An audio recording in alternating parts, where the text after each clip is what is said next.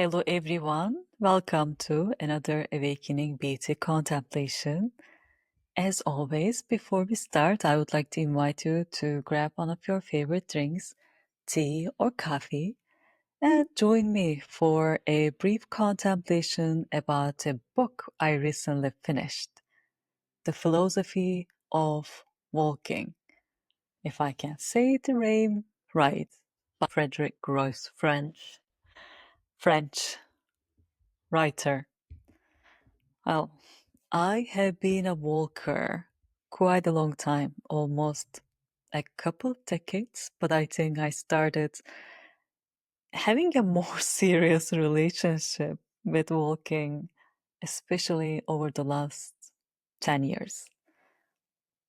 5 years continuously serious walker every day. And maybe because I was a practitioner, I didn't feel the need to read books about it. But recently I came across this book which fascinated me in so many dimensions that, as usual, I wanted to take a minute to share why I love it so much and why I think you should give it a chance if you didn't have a chance to read it yet. This is a devotional writing for the love of walking. It has so much philosophical contemplations in it. It's written poetically in a beautiful language. And I think it's also very well researched, looking into many well known names in history and why they loved walking. So if you are a walker, if you love walking, if you love philosophy, if you love understanding how movement can influence us, I think this is a wonderful book that you can find so many gems in it. Well, over the weekend, a friend of mine who is also another walker and who knows that I was reading this book asked me what are some of the highlights that captured my attention in this book. And there were many. I took so many screenshots and shared this many times in my social media account. I can use this as an opportunity to invite you there too. So I usually share quite a lot of highlights in the form of stories. So if you follow my Instagram account, this might be also an opportunity for you to get more real life exposure while I'm reading it. But back to some of the highlights. Well, the author did a lovely job articulating the difference of walking from other ways of transportation, like with biking, with car, with commute. You arrive very fast, but with walking, it's a slow process. And because it's a slow process, and because you take your time by taking in everything around you, walking is an immersive experience. And through that immersion, you change because you're not really carrying yourself from one place to another place with a car quickly. That immersive, slow, step by step experience of seeing the world change your biorhythms, and it changes the way that you perceive things. And through that rhythmic walking, it's like meditative experience, continuously focusing on your breath kind of thing.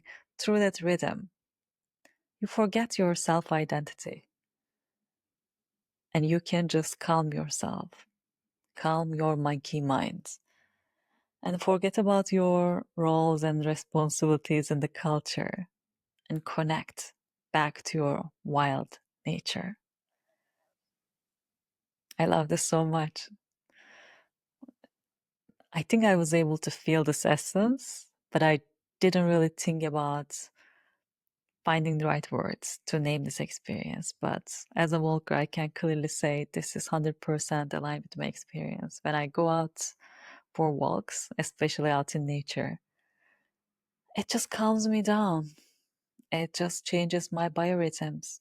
I feel more connected to the biorhythms of the earth, of our beautiful nature. And I forget about all the to dos, all my problems, mundane details of life. In that particular moment, I become one with the nature around me, and it transforms me. And it was also interesting to read many stories from the ancient times in which some of the people that were sent for exile, as a part of their punishment, they had to walk quite a long time. And during that walk, this was their healing. And at the end of that journey, they were healed. Such a beautiful reflection of the transformative power of walking once again. And the book also highlights different forms of walking. Some people walk just to change their mindset after a busy day. I think philosopher Kant was in that realm. He was very particular in terms of how structured his day is. And at the end of the day, he was taking walks as a way to shift his mind. So for Kant, it was a way of changing modes and emptying his mind. But for others, another philosopher like Nietzsche, it was the precondition for him to create. I knew that Nietzsche was a great lover of walking, but I didn't really know that he wrote many books while he was walking, literally, with a pen and pencil, writing things while he is walking. So for some, it was just a form of emptying your mind. For others, it was the way that they engaged with their minds and the way that they created beautiful books that we love so much today. And there are also different forms of walking. You can walk in the city, you can walk in nature. And this is a sweet contemplation I had with one of my other walking friends. And there are significant differences in those experiences. For example, walking in nature. It's a more magical experience. You can see more nuanced details and it can slow you down more. And the experience might feel more surreal, out of this world, if you can expose yourself long enough. But in the city, it's a totally different experience. You are hopefully more frequently distracted by the people. There's so much movement around you. You see culture and the humanity at the center. So you can still focus on other things except yourself, your problems in the world, but you're likely going to focus on humane issues, humans, their interactions, relationships, observe other people. It's a different form of contemplation. But if we can especially alternate between those two, they can provide beautiful inspiration for creativity in our lives, for healing us, helping us to get rid of our busyness in our minds and get more inspiration from life, from culture, but also simply from wild nature. Another thing that I found very interesting was a quote that highlights the importance of our interconnectedness, humanity, our physiology, and how it impacts our mood. How we move our bodies also impacts how our minds work.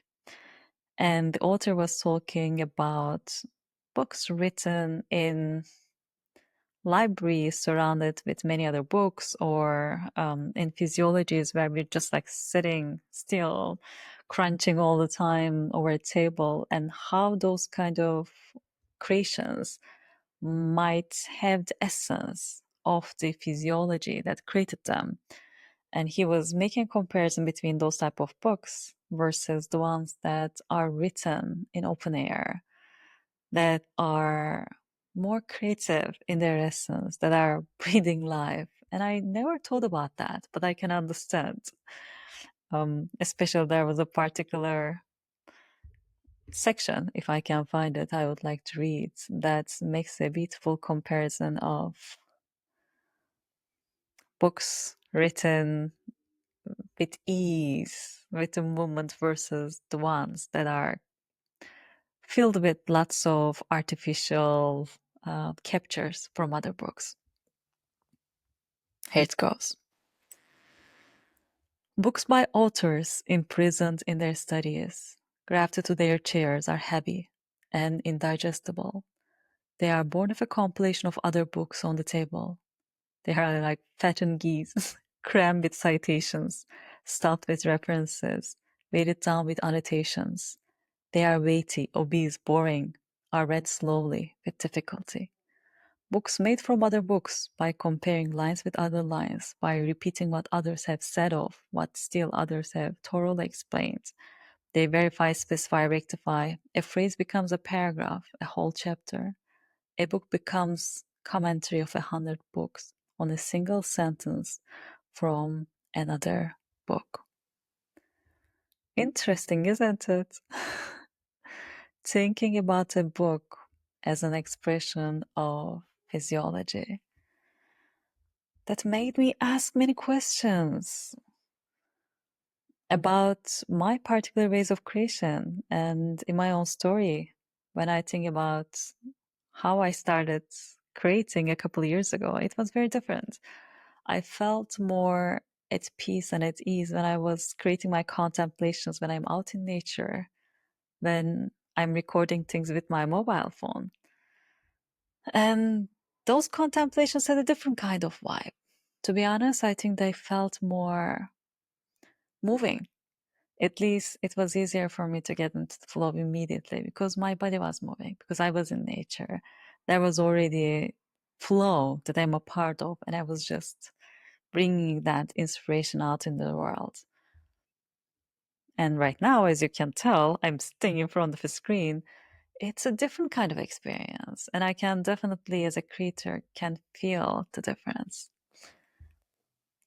You can just use this as an opportunity for you to explore what this means for you. Like, do you feel more at ease when you create in nature? Do you get inspiration from nature? Do you feel the difference between writing after sitting long hours on a table, on a desk, in front of a desk? Or do you feel a difference when you start bringing your ideas into the world after a dance, after walking? Personally, I clearly see a difference. And I started integrating more of the moment consciously back into my life, as a way of inspiring my body to be the flow that I would like to bring into my creations as well. Well, like I said, there is so much wisdom in this book, but I don't want to spoil it too much. And I would like to use this as an opportunity for you to explore it in your own ways too. But regardless, you don't need to even read a book to be able to get the benefits of walking. It doesn't have to be long. If you can just walk for 15 minutes every day, even that is enough to give you a feeling of what it means to switch off your regular to-dos and just immerse yourself out there in life. If you can make it 30 minutes, that's even better. But you can start slowly and in smaller increments and hopefully make it longer and longer over time. Maybe you can extend it to day trips over the weekend. Maybe you can do a long, week-long walking exploration. The opportunities are endless, and each form has a different type of gift that we can receive based on what we would like to get out of it. So I would like to use this as an invitation for you to explore walking. And if you like philosophy, please give this a book a chance. It's a beautiful one. And if you already read it, please join me in the comments and share what are some of the highlights and insights that resonate with you too. I would love to hear your experiences as well. As always, thank you for being a part of this community. Thank you, awakening beauty with me. Thank you for remembering your beauty, connecting more of it internally first, and expressing more of it out in the world. Till next time, stay beautiful.